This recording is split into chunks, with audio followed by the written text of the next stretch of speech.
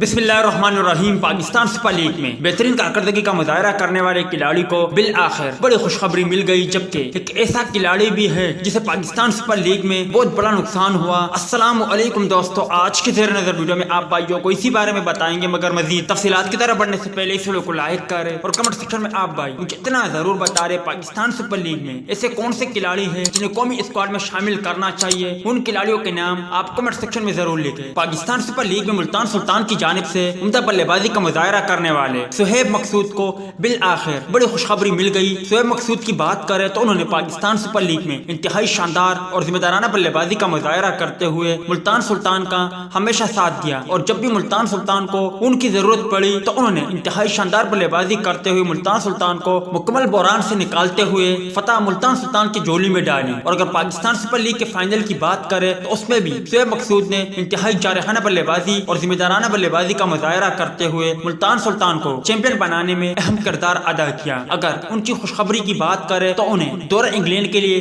قومی اسکواڈ میں شامل کر لیا گیا۔ اگر انہوں نے انگلینڈ کے دورے میں عمدہ بیٹنگ کا مظاہرہ کیا تو پھر انہیں ICC T20 ورلڈ کپ میں قومی ٹیم میں شامل کیا جا سکتا ہے۔ اگر دوسرے کھلاڑی کی بات کریں جنہیں سب سے زیادہ نقصان ہوا وہ حیدر علی ہے، کیونکہ پہلے SOPs کے خلاف ورزی کرنے پر انہیں PSL سے باہر کیا اور اب انہیں دورہ انگلینڈ کے لیے قومی اسکواڈ سے باہر کر دیا، جس کا یقینی طور پر حیدر علی اور حیدر علی کے چاہنے والوں کو بہت صدمہ پہنچا ہوگا۔ امید ہے دوستو کہ آپ بھی یہی چاہتے ہو کہ شعیب مقصود کی قومی اسکواڈ میں واپسی ہو۔ ملتے ہیں کسی نیکسٹ ویڈیو میں، تب تک کے لیے اجازت دیجیے، اللہ حافظ۔